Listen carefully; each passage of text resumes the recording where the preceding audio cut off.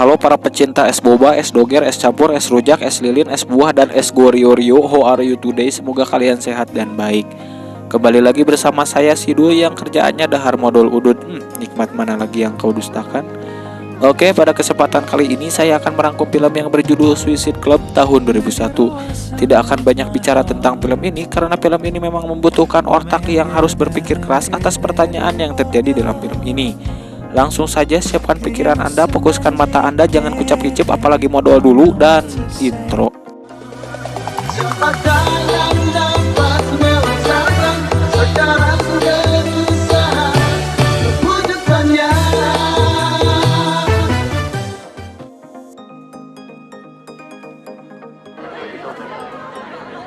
Awal film ini kita akan diperlihatkan dengan para pelajar dari berbagai sekolah sedang berkumpul di stasiun kereta. Kelihatannya tidak ada yang aneh sama sekali. Saya pikir mereka sedang nunggu kereta. Saat kereta api hampir sampai di stasiun tersebut, tiba-tiba ke-54 gadis-gadis tersebut berbaris di depan rel kereta. Kemudian saling berpegangan tangan lalu berhitung dengan nada childish. Saat kereta lewat, saat itu juga semua pelajar tersebut tiba-tiba meloncat ke rel dan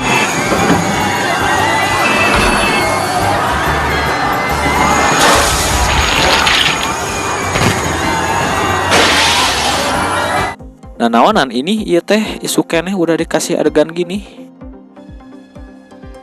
Scene lalu berpindah pada dua suster yang sedang lembur di rumah sakit.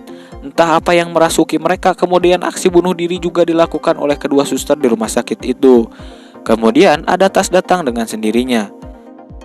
Scene berpindah pada detektif yang bernama Kuroda dan juga para CS-nya. Mereka semua sedang menyelidiki dari kasus bunuh diri ini. Kemudian datang detektif lainnya dan dia bilang bahwa ini bukanlah tindak kejahatan, melainkan suatu kecelakaan.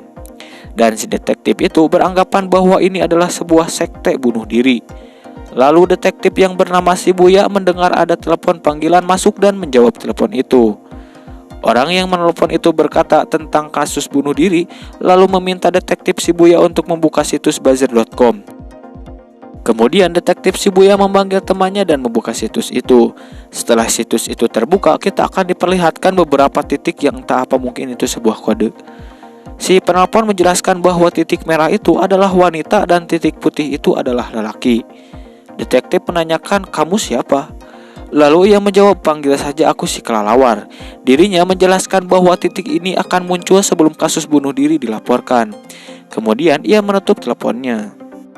Lalu polisi TKP memberikan sebuah tas yang ada di lokasi korban bunuh diri. Kemudian detektif itu membukanya dan nampaknya di dalam tas itu seperti ada yang aneh dan menjijikan. Detektif Shibuya memperlihatkan tas itu kepada Kuroda. Lalu mereka membuka tas itu, ternyata berisi rangkaian kulit manusia yang berasal dari orang yang berbeda-beda.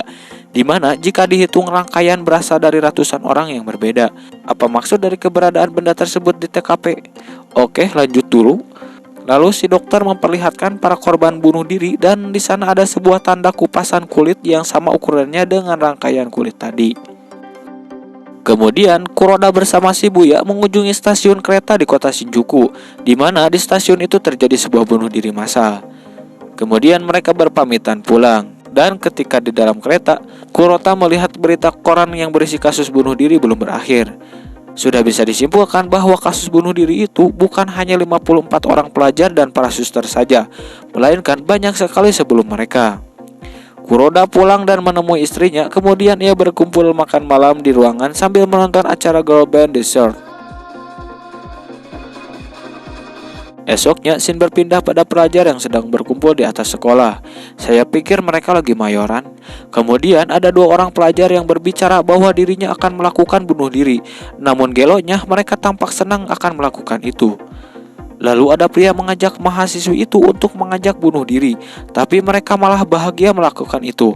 Edannya mereka malah ingin memecahkan rekor lebih dari kejadian sebelumnya yang hanya memakan 54 siswa. Gelo. Dan mereka pun berbaris di atap itu seperti sebelumnya mereka sambil menghitung dengan nada childish.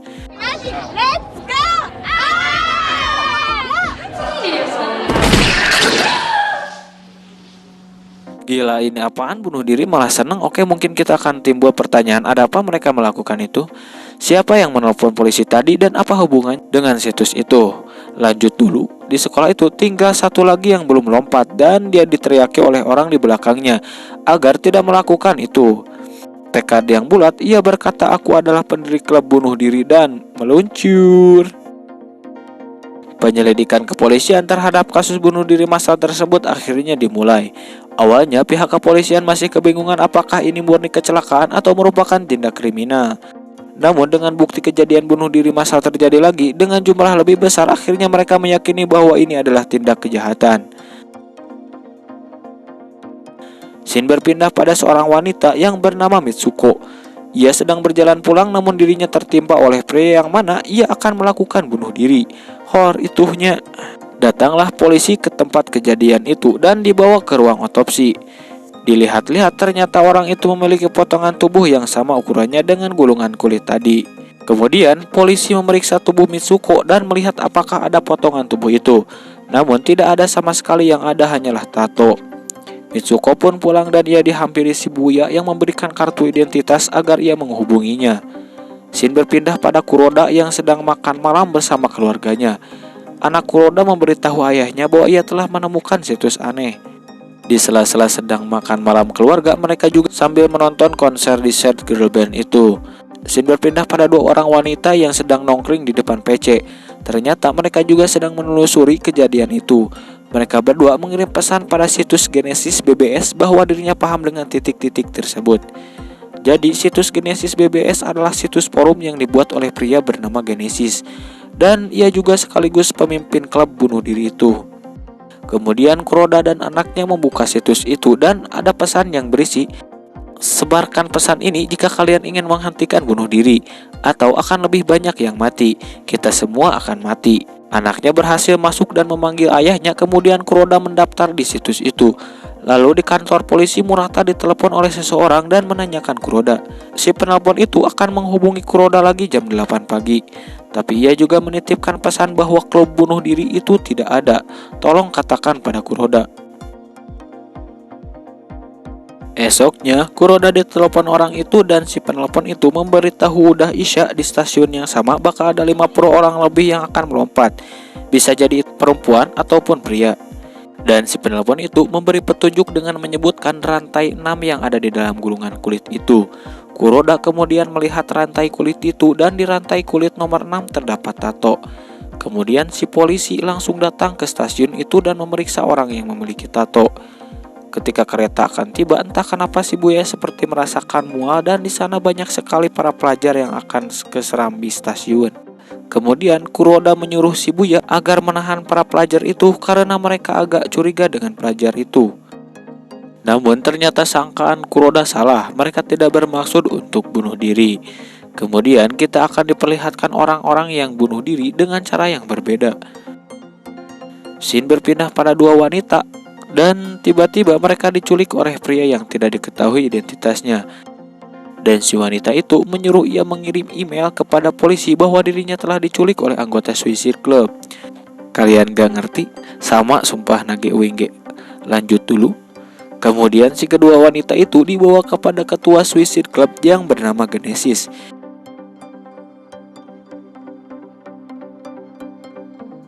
Genesis sendiri ternyata mengalami gangguan delusion of grandeur atau dikenal sebagai khayalan keagungan.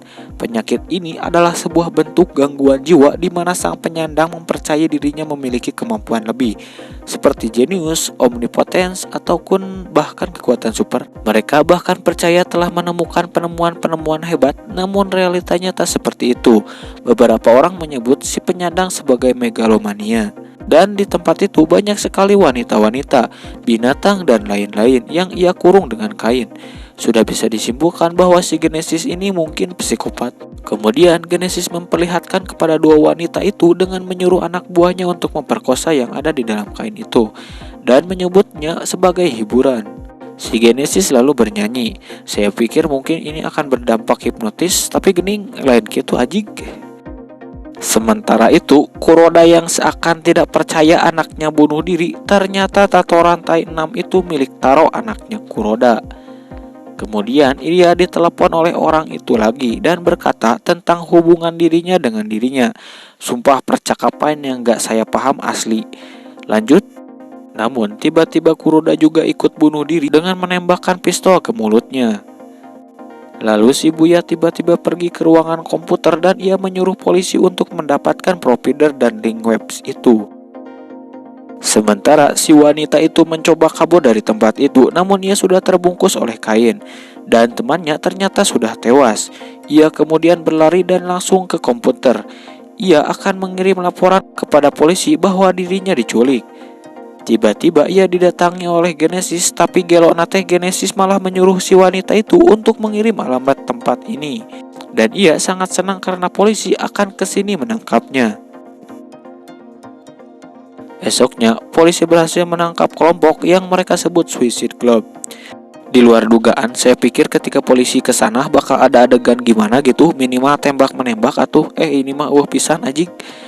Scene berpindah pada girl band yang sedang menyanyi dan ini apa hubungannya goblok? Oke, lanjut scene berpindah pada Mitsuko yang pulang dan ia masuk ke kamar pacarnya yang dimana sudah mati karena bunuh diri itu. Kemudian ia melihat petunjuk-petunjuk yang ada dalam poster tersebut dan ia mendapat kode itu. Lalu Mitsuko mentafsirkan tangan girl band itu dengan sebuah tanda petik ABC. Ternyata bertulisan Suicide Club. Nah, mungkin di sini kita akan diberi penerangan atas jawaban di film ini. Lanjut. Lalu ada telepon yang meminta kata kunci. Ia memasukkan sesuai tafsiran poster itu dan ternyata benar saja. Namun seseorang menelepon dengan berkata apakah berhasil? Lalu ia berkata bahwa klub bunuh diri itu tidak ada. Sementara itu Shibuya sedang melanjutkan kasus bunuh diri dan ia mendapat kabar akan ada 200 orang lebih akan melompat di Osaka Castle. Scene berpindah pada Mitsuko yang berlari menuju gedung kontes.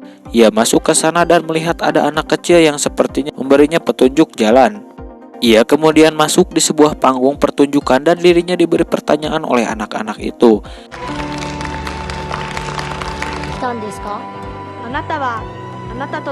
Setelah itu dirinya masuk ke sebuah ruangan yang mana banyak sekali anak ayam dan kita melihat bahwa di sanalah tempat pemotongan kulit itu. Mitsuko pun ikut ditandai. Scene berpindah pada Shibuya yang memeriksa kembali gulungan itu dan di rantai itu ternyata ada tato Mitsuko. Ia pun menghampiri Mitsuko ke stasiun kereta. Banyak sekali pelajar di sana dan saya pikir mereka akan melakukan hal yang sama seperti di awal film. Dan nyatanya mereka tidak melakukan itu. Akhir film kita diperlihatkan kepada girl band itu lagi dan film ini pun udahan bor.